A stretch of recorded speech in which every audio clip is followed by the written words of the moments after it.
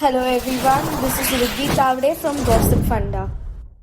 Let us have a look at how to increase screen recording quality in iPhone. Firstly, let us see how to record a screen on iPhone. For that, you need to go to the settings and then scroll down to Control Center. Now, in these options, you have to add in screen recording. Now, you have to go to your home screen and then just swipe up the control center and start the recording. We can check the quality of the recorded video by going to the library and then just swiping it up, and then in the properties of the video you can see its quality.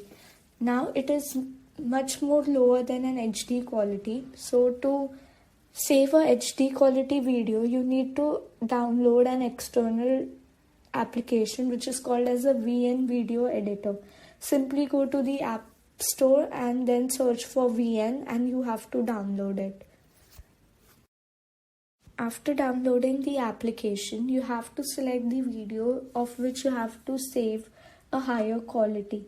Now you can also edit the video like crop or add sound, etc. Now you click on the export and then export settings, in which you have to turn it to manual and then select the highest quality, that is 4K, and then simply export the video to a gallery.